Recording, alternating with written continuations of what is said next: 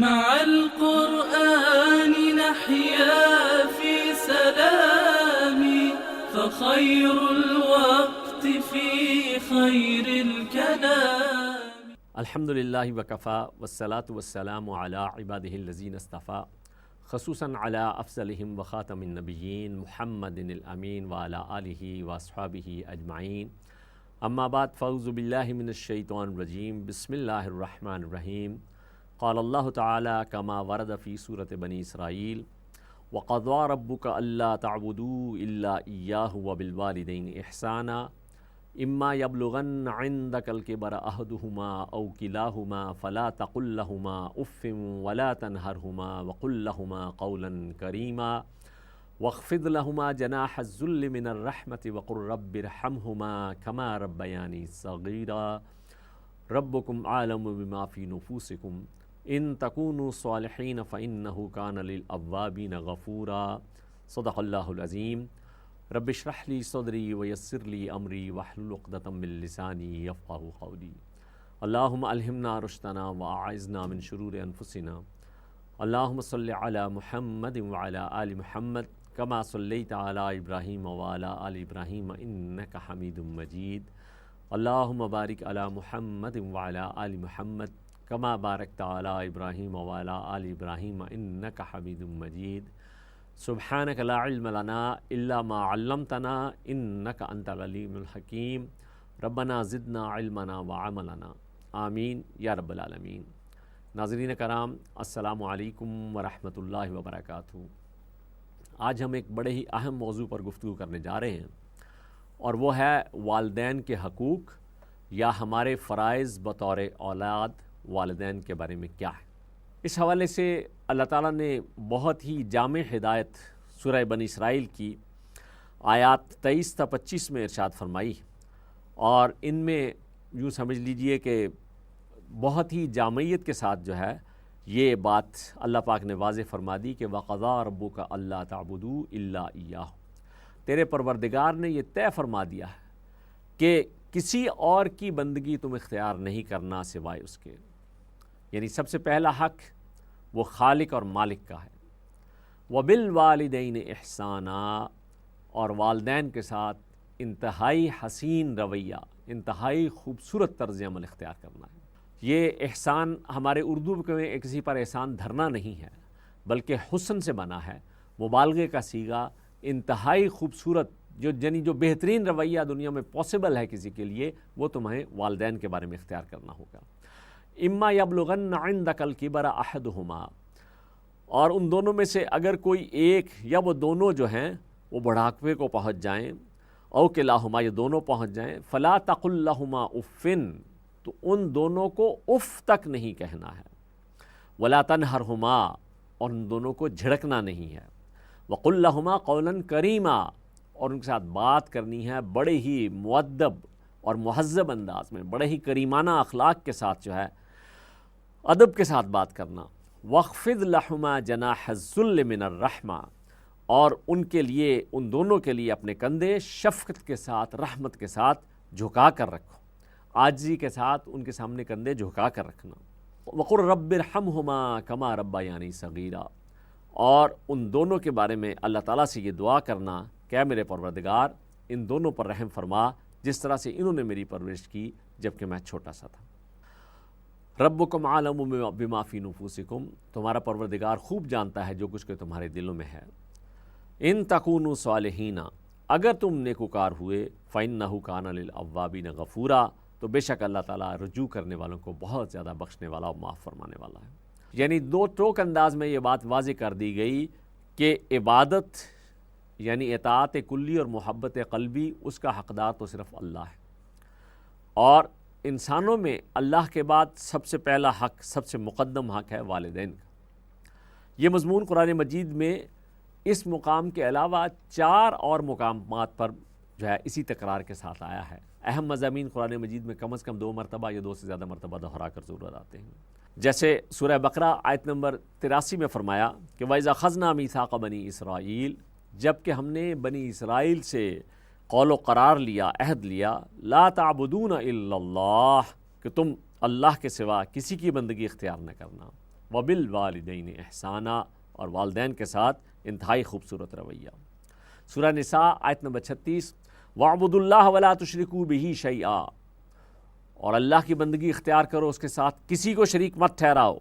وبالوالدین احسانا، اور والدین کے ساتھ انتہائی خوبصورت اور حسین رویہ اختیار کرنا ہے۔ سورہ انعام آیت نمبر 51، قُلْ تَعَالَوْا أَتْلُ مَا حَرَّمَ رَبُّكُمْ عَلَيْكُمْ، ان سے کہیے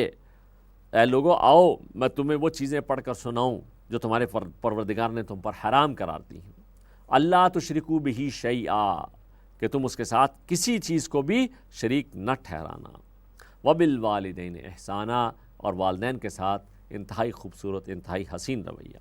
اور سورہ لقمان آیات 13 اور 14 میں فرمایا، وَإِذْ قَالَ لُقْمَانُ لِابْنِهِ وَهُوَ يَعِظُهُ، جبکہ لقمان نے اپنے بیٹے سے کہا اور وہ اسے نصیحت کر رہے تھے، یا بنی لا تشرک باللہ، اے میرے بچے اللہ کے ساتھ کسی چیز کو شریک نہیں ٹھہرانا، ان الشرک لظلم عظیم، بے شک شرک جو ہے وہ تو بہت ہی بڑی ناانصافی ہے۔ وَوَصَّيْنَا الْإِنسَانَ بِوَالِدَيْهِ، اور ہم نے تاکیدی حکم دیا، وصیت کی انسان کو اس کے والدین کے بارے میں۔ تو جناب یہ 4 مقامات جو سورہ بنی اسرائیل کے اس مقام کے علاوہ آپ کے سامنے پڑھ کر سنائے گئے، کہ جن میں یہ بات واضح ہوتی ہے کہ اللہ تعالیٰ نے اپنے حق کے بعد والدین کا حق رکھا ہے، کیونکہ خاندان کے استحکام کے لیے ضروری ہے کہ معاشرے میں والدین کی خدمت کا خصوصی اہتمام ہو۔ والدین بھی اولاد کو اپنے بڑھاپے کا سہارا سمجھتے ہوئے ان کی پرورش اور تربیت پر بھرپور توجہ دیں، تاکہ مستقبل میں معاشرے کو تربیت یافتہ، خدا ترس اور ذمہ دار افرادی قوت فراہم ہو سکے۔ والدین کے ساتھ جو یہ بار بار اتنا حسن سلوک کی بات آئی ہے، یہ احسان کی بات آئی ہے، یہ اس درجے کہ ان کے سامنے بڑے ہی کریمانہ انداز سے گفتگو کرنا ہے، ان کی کسی بات پر اف تک نہیں کہنا ہے، ان کے لیے اپنے کندھے شفقت کے ساتھ جھکا کر رکھنے ہیں، تو اس میں جن باتوں کا اہتمام کرنا ناگزیر ہے، ضروری ہے، ان میں یہ ہے کہ ان کا دل سے ادب اور احترام کیا جائے، مال و جان سے ان کی خدمت کی جائے، شریعت کے دائرے میں ان کی اطاعت یعنی بات ماننے کی پوری کوشش کی جائے۔ ہاں اگر کبھی وہ ایسا حکم دے جس میں اللہ کا حکم ٹوٹتا ہو، تو پھر ایسا حکم جو ہے اس کی اطاعت سے بڑے خوبصورت طریقے سے معذرت کر لینی چاہیے، اس لیے کہ اصول یہ ہے کہ لا طاعت لمخلوق فی معصیت الخالق، مخلوق میں سے کسی کی اطاعت نہیں کی جائے گی جہاں پر خالق کی یعنی مالک کی، اللہ کی نافرمانی ہوتی ہو۔ ان کی وفات پر نماز جنازہ پڑھانا یہ بیٹے کا حق ہے کہ وہ سب سے پہلے آگے بڑھ کر اپنا یہ فرض ادا کرے۔ اس حوالے سے بھی ہمیں اپنے آپ کو، ہم میں سے ہر ایک کے ساتھ یہ مرحلہ آنا ہے، اس کے لیے تیار کرنا چاہیے، تاکہ آخری جو ان کا رخصت کے لیے جو نماز ہے اس کو بیٹا لیڈ کرے۔ ان کی وصیت اور عہد کو ہر ممکن حد تک پورا کیا جائے اگر اس میں کوئی خلاف شریعت بات نہ ہو، اور ان کے لیے ان کے زندگی میں بھی اور فوت ہونے کے بعد بھی دعا اور استغفار، اس کا مسلسل اہتمام کیا جائے۔ ان کے فوت ہونے کے بعد ان کے عزیز و اقارب اور ان کے دوستوں کے ساتھ حسن سلوک کا معاملہ یہ گویا والدین کے ساتھ ہی حسن سلوک کے ذیل میں اللہ کے ہاں ٹریٹ ہوتا ہے۔ اور last but not the least, خود انسان ایسی نیک اور پاکیزہ زندگی گزارے تاکہ وہ والدین کے لیے صدقہ جاریہ بن سکے، یعنی ایسی نیکیاں اور ایسے بھلے کام کرے کہ جس سے وہ خود بھی ایک اچھا انسان بنے اور والدین کو بھی اس کا اجر جو ہے مسلسل ملتا رہے۔ بڑھاپے میں والدین کی ضروریات اور ان کو خدمت کی ضرورت جو ہے وہ بڑھ جاتی ہے،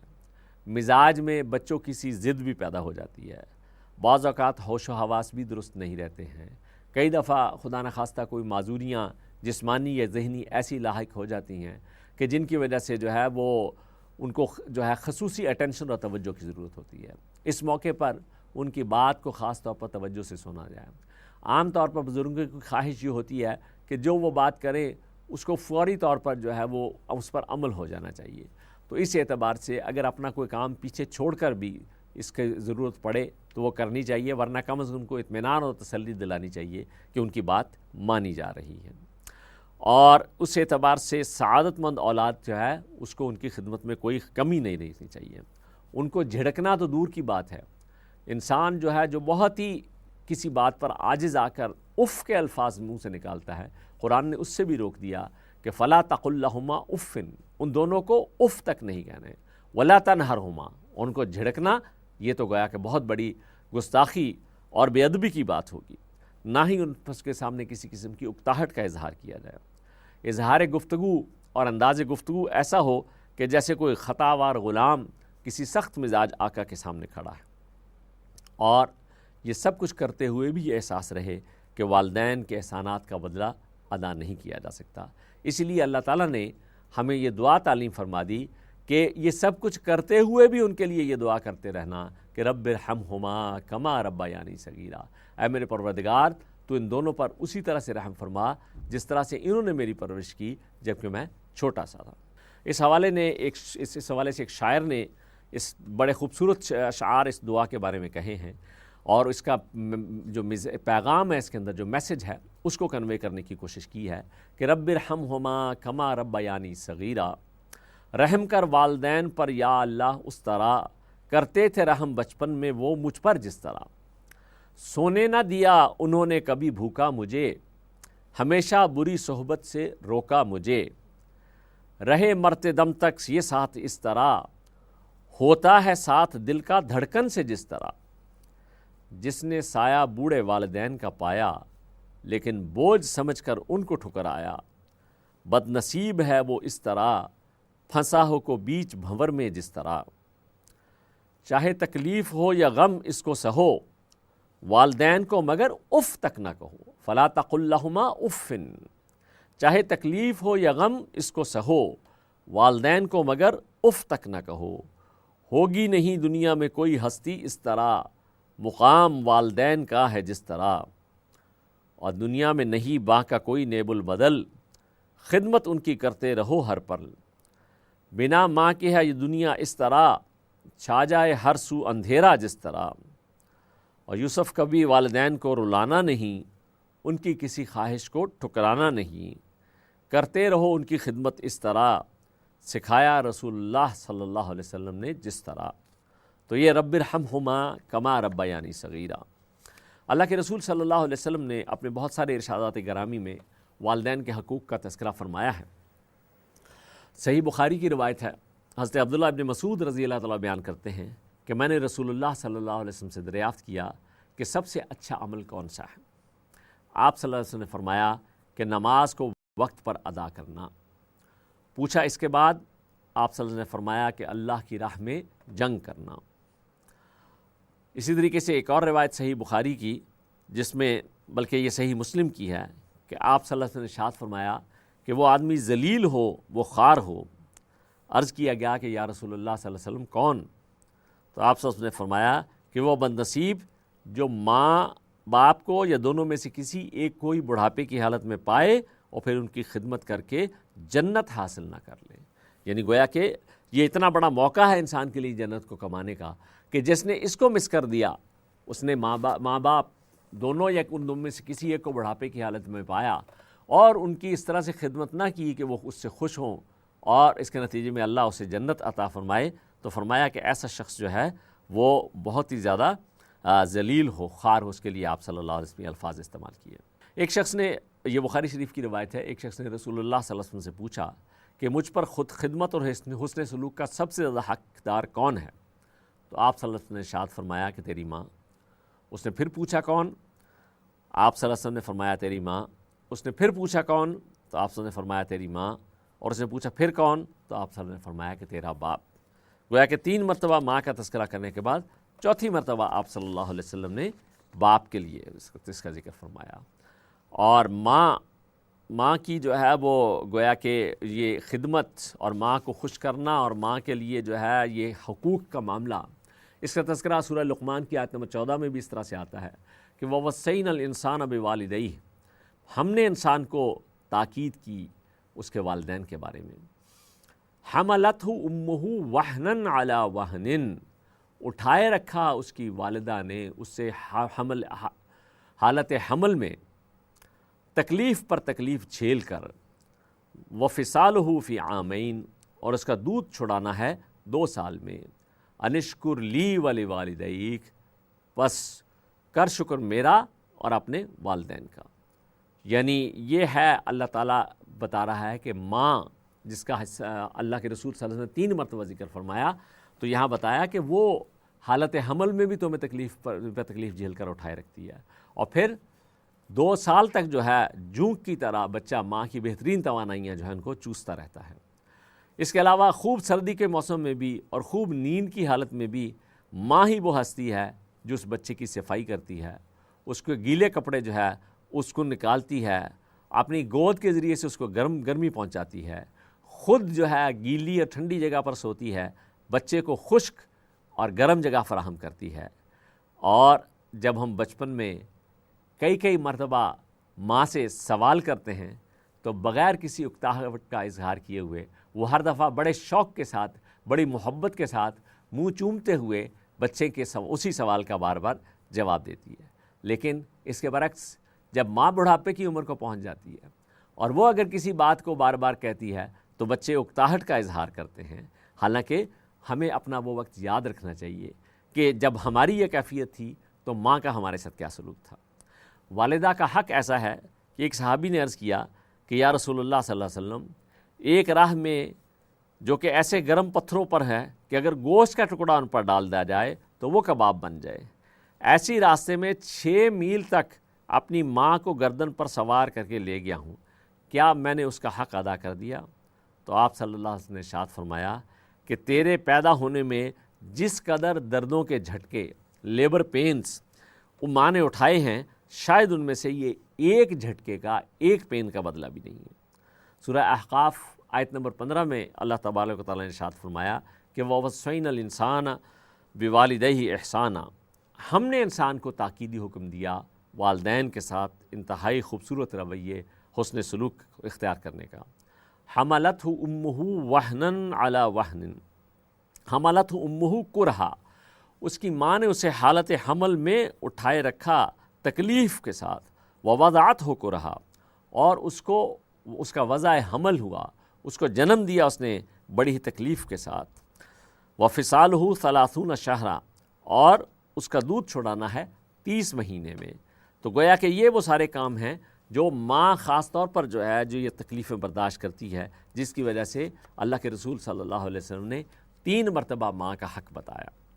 ماں کے احساسات اور جذبات کیسے ہوتے ہیں، اس کے حوالے سے ایک بڑا خوبصورت تحریر مرزا ادیب صاحب کی کتاب مٹی کا دیا، اس سے یہ اقتباس ہے۔ وہ یہ لکھتے ہیں کہ ابا جی مجھے مارتے تھے تو امی بچا لیتی تھی۔ ایک دن میں نے سوچا کہ امی پٹائی کریں گی تو ابا جی کیا کریں گے، یہ دیکھنے کے لیے کہ کیا ہوتا ہے میں نے امی کا کہا نہ مانا۔ انہوں نے کہا بازار سے دہی لا دو، میں نہ لایا۔ انہوں نے سالن کم دیا، میں نے زیادہ پر اصرار کیا۔ انہوں نے کہا پیڑھی کے اوپر بیٹھ کر روٹی کھاؤ، میں نے زمین پر دری بچھائی اور اس پر بیٹھ گیا۔ کپڑے میلے کر لیے، میرا لہجہ بھی گستاخانہ تھا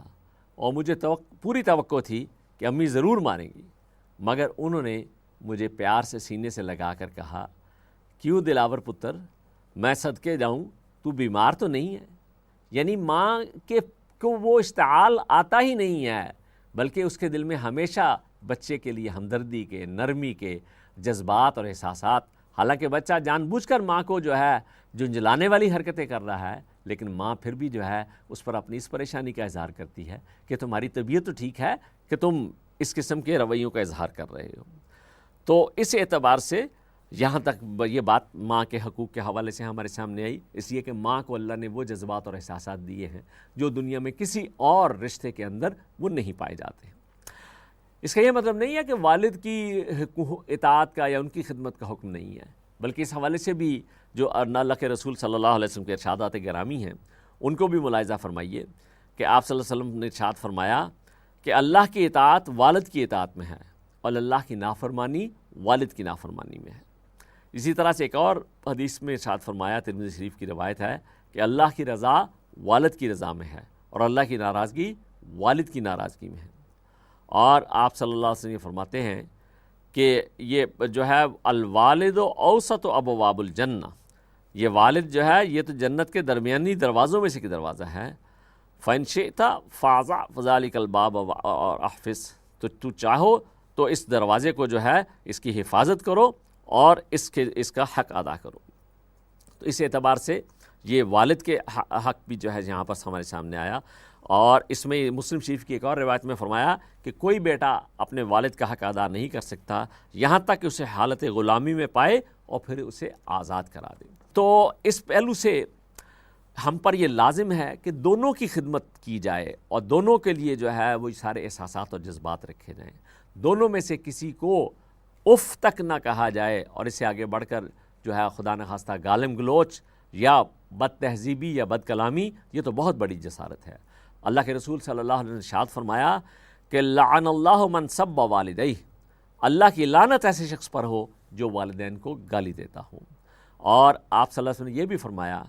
کہ ماں باپ یا ان دونوں میں سے کسی ایک کی زیارت، کسی ایک کو محبت کی نگاہ سے مسکرا کر دیکھنا جو ہے یہ ایک حج مقبول کا ثواب رکھتی ہے۔ یعنی اللہ کا گھر، اس کی حاضری تو قسمت والوں کو نصیب ہوتی ہے، لیکن اللہ تعالیٰ نے اس اعتبار سے خود ہمارے گھروں کے اندر جو ہے وہ اپنے گھر کی عظمت والی ہستیاں جو ہیں وہ ان کو جو ہے ہمارے پاس بطور نعمت کے عطا کر رکھا ہے کہ والد یا والدہ یا دونوں کو جو ہے محبت کی نگاہ سے دیکھا جائے تو اس پر ایک جو ہے وہ حج مقبول کی زیارت کا ثواب انسان کو ملتا ہے۔ تو اس اعتبار سے اللہ تعالیٰ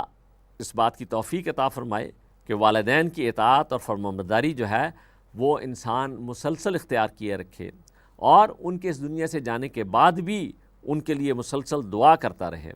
اور زندگی میں کوئی ایسی حرکت نہ کرے کہ کسی وجہ سے وہ پریشان ہو کر اسے بد دعا دیں۔ ان کی بد دعا سے اللہ تعالیٰ محفوظ رکھے۔ انسان کو جو ہے اللہ تعالیٰ اس بات کی توفیق عطا دے کرے کہ وہ کہیں والدین کے بارے میں جو اللہ کے یہ تاکیدی حکم ہیں اس میں کسی کوتاہی کا مظاہرہ نہ کرے۔ احادیث میں ایسے واقعات کا اشارہ بھی ملتا ہے کہ والدہ کی ناراضگی کی وجہ سے وقت نزاع کلمہ طیبہ جو ہے زبان سے نہیں نکل رہا تھا، اور اللہ کے رسول صلی اللہ علیہ وسلم کے فرمانے کے مطابق اگر باپ بد دعا کرے تو اس کی بد دعا رد نہیں ہوتی ہے۔ اور آپ صلی اللہ علیہ وسلم کا یہ بھی ارشاد ہے کہ ہر گناہ کے عذاب کو اللہ تعالیٰ مؤخر فرما دیتا ہے، ڈیلے کر دیتا ہے جس کے لیے چاہے، مگر والدین کی نافرمانی ایک ایسا گناہ ہے کہ اللہ اس کے حقدار کو اس کی سزا موت سے قبل پہنچاتا ہے۔ یعنی اگر کوئی والدین کے ساتھ برا رویہ، برا سلوک اختیار کرنے والا ہے تو یہ ایک ایسا جرم ہے کہ جس کی سزا اس شخص کو دنیا میں مل کر رہتی ہے۔ اس لحاظ سے ناگزیر ہے کہ انسان ایسی حرکت نہ کرے کہ جس کی سزا اسے اس دنیا میں ہی نہ جو ہے وہ فیس کرنی پڑے گی۔ اور اللہ کے رسول صلی اللہ علیہ وسلم نے بخاری شریف کی ایک روایت کے مطابق، جس کے راوی حضرت عبداللہ ابن عمر رضی اللہ تعالیٰ عنہ ہیں، ان سے یہ روایت کیا، انہوں نے کہا کہ رسول اللہ صلی اللہ علیہ وسلم نے فرمایا کہ سب سے بڑا گناہ یہ ہے کہ کوئی انسان اپنے والدین پر لعنت بھیجے۔ جب آپ صلی اللہ علیہ وسلم سے عرض کیا گیا کہ والدین کو کوئی کیسے لعنت کر سکتا ہے،